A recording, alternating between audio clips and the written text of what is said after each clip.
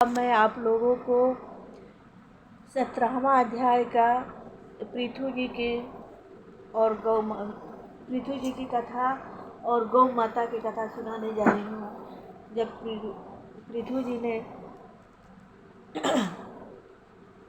जी के आगे गौ माता धरती का रूप धारण करके आई, वही कथा मैं आप लोगों को सुनाने जा रही हूँ। ध्यानपूर्वक सुनिएगा। बहुत अच्छा कथा है। क्रोधित होए पृथु भूमि हकारी, थर थर कंपहि मही अति भारी। भूमि तबहि बहु अस्तुति किन्नी, आयसु प्रभु निज सिर धरि लीन्ही।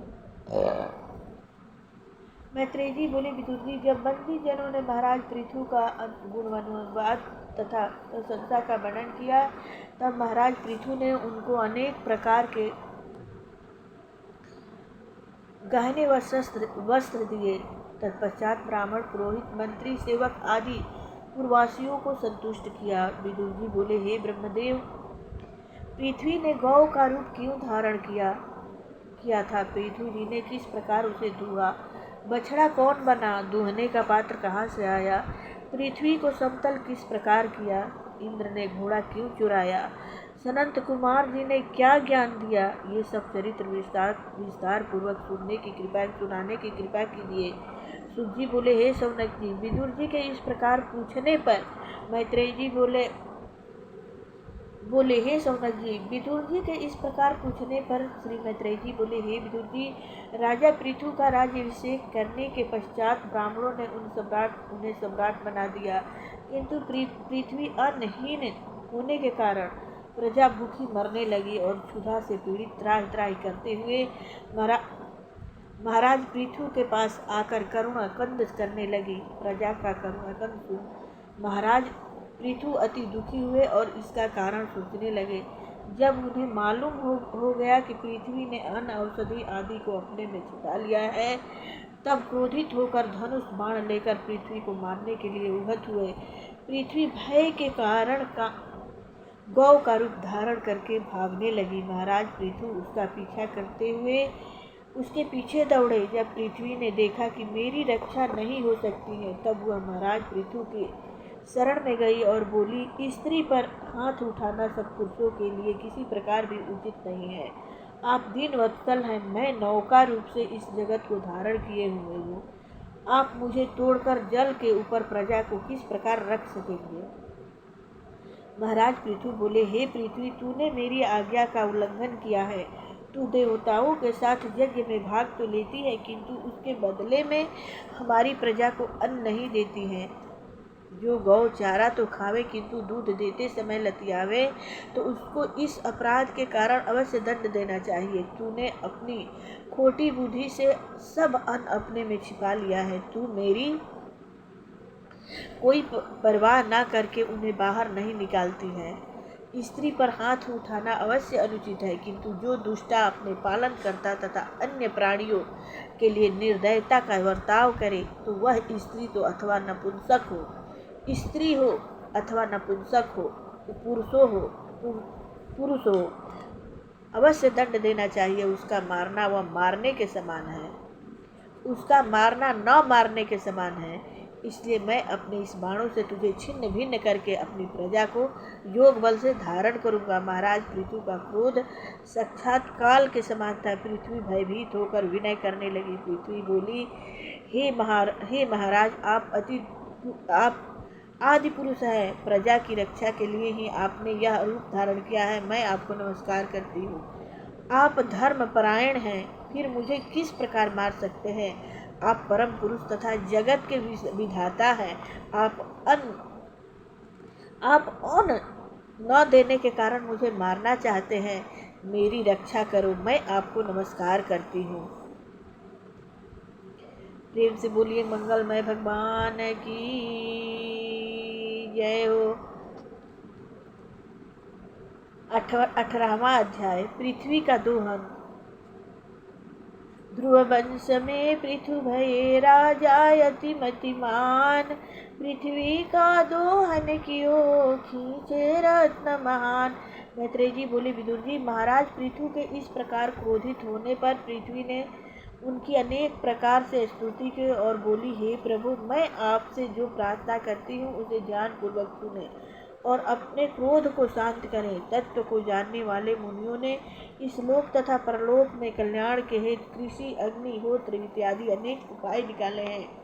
जो मनुष्य उन उपायों को साधन रूप से काम में लाता है उसको अभीष्ट फल अवश्य मिलता है, किंतु जो उन साधनों को काम में नहीं लाता है उसका प्रयत्न निष्फल होता है। आदिकाल में जिन अन्य औषधियों को ब्रह्मा जी ने उत्पन्न किया था, मैंने देखा कि दुराचारी दुष्ट लोग जो नियम आदि का पालन नहीं करते हैं वे अनेक उनको खाए जाते हैं। तब मैंने उस अन्न को अपने में छिपा लिया। आप राजा लोगों ने मेरा आदर सत्कार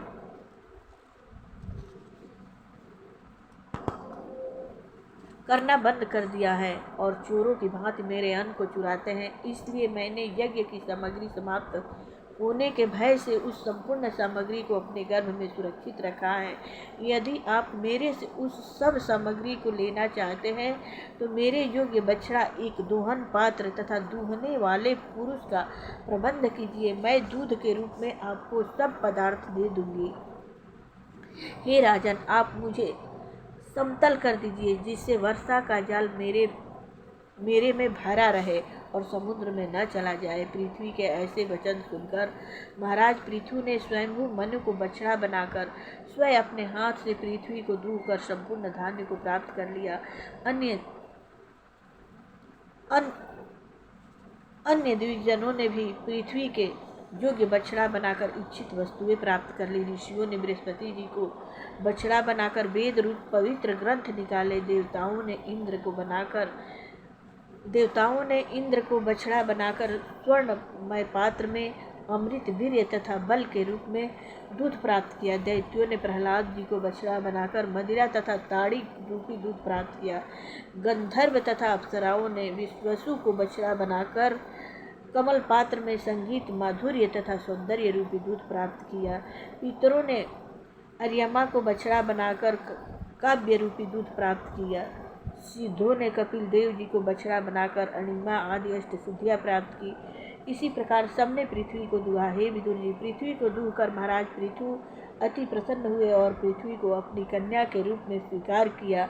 तत्पश्चात महाराज पृथु ने धनुष की नोक से पर्वतों को तोड़कर संपूर्ण पृथ्वी को समतल बना दिया। उन्होंने प्रजा के लिए गांव, कस्बे, नगर, दुर्ग आदि बनवाए और पिता की भांति प्रजा का पालन करने लगे। प्रेम से बोलिए, मंगलमय भगवान की जय हो। अब मैं आप लोगों को 19वां अध्याय सुनाने जा रही हूँ, चतुर्थ स्कंध का। इसमें महाराज पृथु 100 अश्वमेध यज्ञ करेंगे, उन्हीं का कथा है। श्री मैत्रेय जी बोले, विदुर जी, महाराज पृथु ने ब्रह्मवर्त क्षेत्र में जिस स्थान पर सरस्वती नदी पूर्व विमुख होकर प्रवाहित होती है, वहाँ महाराज पृथु ने 100 अश्वमेध यज्ञ किए। उन यज्ञों में भगवान यज्ञेश्वर स्वयं पधारे थे। वहाँ पर गंधर्व, अप्सराएं, सिद्ध, विद्याधर, नंद, सुनंद, नारद, दत्तात्रेय, कपिल, सनक, संकादिक, योगेश्वर, ब्रह्म तथा रुद्र आदि सभी देवेश्वर पधारे थे। नदियाँ, समुद्र, वृक्ष आदि ने अनेक प्रकार की सामग्री उपहार में भेंट की थी। धर्मात्मा पृथु के इस उत्कर्ष को देखकर देवराज इंद्र को ईर्ष्या उत्पन्न हुई, क्योंकि महाराज पृथु के अंतिम 100वें यज्ञ समाप्त होने पर वे इंद्रासन के अधिकारी हो जाते। अतः जिस समय उनका 100वां यज्ञ हो रहा था, उस समय इंद्र ने छिपकर उनका यज्ञ का घोड़ा चुरा लिया। इंद्र ने कपट भेष धारण कर रखा था। जब वह घोड़े को लेकर आकाश मार्ग से जा रहा था, उस पर अत्रि मुनि की दृष्टि पड़ी। तब उन्होंने महाराज पृथु से उसे पकड़ने के लिए कहा। महाराज पृथु का वीर पुत्र इंद्र को मारने के लिए दौड़ा और बोला, अरे दुष्ट, खड़ा रहा। उस समय इंद्र अपने सिर पर जटाजूट तथा भस्म लगाकर धर्मात्मा प्रतीत होता था। पृथु कुमार ने इंद्र को धर्म समझकर उस पर बाण छोड़ना उचित न समझा। राजकुमार बिना युद्ध किए ही पीछे लौट आया। तब अत्रि मुनि ने इंद्र को मारने के लिए पृथु कुमार से फिर कहा। मुनि के ऐसा कहने पर पृथु कुमार इंद्र को मारने के लिए फिर दौड़े, किंतु इंद्र घोड़े को छोड़कर अंतर्ध्यान हो गया। पृथु कुमार घोड़े को लेकर यज्ञ में आया। हे विदुर जी, उस पृथु कुमार का ऐसा पराक्रम देखकर महर्षियों ने उसका नाम विजिताश्व प्रतिष्ठित किया। यज्ञ पशु को यज्ञशाला में बांध दिया गया। उस समय इंद्र ने फिर घोर अंधकार उत्पन्न कर दिया और उस अंधेरे में छिपकर घोड़े को पुनः चुरा कर ले गया। अत्रि मुनि ने उसको फिर आकाश में जाते हुए देखा। उसके पास कपाल खंडक देखकर पृथु कुमार ने उसे नहीं रोका। उन्होंने मुनि के कहने पर उसे बाण का लक्ष्य बनाया। तब इंद्र फिर घोड़े को छोड़कर अंतर्ध्यान हो गया। तब विजिताश्व उस घोड़े को लेकर फिर यज्ञ में आ गया। तब इंद्र ने अपने उस पाप के चिन्ह उस पाखंड भेष को त्याग दिया और उस भेष को निम्बाकित पुरुषों ने ग्रहण कर लिया। इंद्र के इस षड्यंत्र का पता चलने पर महाराज पृथु को अति क्रोध आया। उन्होंने अपने धनुष पर बाण चढ़ाकर इंद्र को मारने का विचार किया। जब ऋषियों ने महाराज पृथु के असहा क्रोध को देखा तब उन्होंने उन्हें समझाया कि महाराज, आप धर्मात्मा तथा बुद्धिमान हैं। यज्ञ की दीक्षा लेने पर यज्ञ पशु के अतिरिक्त अन्य का वध नहीं करते हैं। वह बेचारा इंद्र तो आपके सुयश के कारण स्वयं ही ईर्ष्यावश मृत्युवत हो रहा है। हम लोग अपने मंत्रों से उस इंद्र को इस यज्ञ में यहाँ बुलाकर हवन कुंड में भस्म किए देते हैं। हे विदुर जी, ऐसा कहकर उन ऋषियों ने इंद्र का आवाहन किया। वे अग्नि में आहुति डालना चाहते ही थे। उसी समय प्रजापति ब्रह्मा ने आकर उन्हें ऐसा करने से रोक दिया। ब्रह्मा जी बोले, हे ऋषियों, जिस इंद्र को तुम मारना चाहते हो वह स्वयं भगवान का अवतार है और जिन देवताओं की आराधना तुम कर रहे हो वे सब इंद्र के अंग है। राजा पृथु के यज्ञ में इंद्र ने जो पाखंड रूप से विघ्न डाला है वह धर्म का नाश करता है। अब इंद्र से अधिक शत्रुता मत करो, क्योंकि वह जिन जिन पाखंड मार्गों का प्रचार करेगा वे सभी धर्म के विरुद्ध आचरण फैलाएंगे। महाराजा पृथु के 99 यज्ञ ही समाप्त कर दो। तत्पश्चात पृथु से बोले, हे राजा पृथु, तुम तो मोक्ष के अभिलाषी हो, तुम्हें इन यज्ञों की आवश्यकता नहीं है। तुम्हारा मंगल होगा। तुम और इंद्र दोनों ही परमात्मा का अवतार हो, अतः अपने स्वरूप इंद्र के निर्मित क्रोध को त्याग दो। तुम्हारा यह 100वां यज्ञ निर्विघ्नता से समाप्त नहीं हुआ है, इसकी कोई चिंता मत करो और इस यज्ञ को बंद कर दो। इंद्र ने जो पाखंड धर्म चलाया है उसका नाश करो। इंद्र के चलाए हुए पाखंड की ओर तुम्हारी सारी प्रजा खींची जा रही है। बेन के दुराचार से धर्म लुप्त हो गया था, किंतु तुमने धर्म का पुनः विस्तार किया है। उस पर इंद्र का फैलाया हुआ यह प्रचंड पाखंड पुनः अधर्म को उत्पन्न कर रहा है। इसको नष्ट करने में तुम ही समर्थ हो। हे विदुर जी, प्रजापति ब्रह्मा के इस प्रकार समझाने पर महाराज पृथु ने उनकी बात स्वीकार कर ली और यज्ञ के हठ को त्याग कर इंद्र से संधि कर ली। तत्पश्चात यज्ञांत स्नान किया और ब्राह्मणों को अनंत धन राशि दक्षिणा में दी। देवता तथा पितरों ने उन्हें आशीर्वाद दिया। प्रेम से बोलिए मंगलमय भगवान की जय हो। जय जय जय अष्ट सिद्धि निधि की जय हो। भागवत भगवान की जय हो। जय हो राम कथा, जय श्री कृष्ण कथा। जय जय राम कथा, जय श्री कृष्ण कथा। जिसे श्रवण कर मिट जाती है जन्म जन्म का व्यथा। जय जय राम कथा। प्रेम से बोलिए मंगलमय भगवान की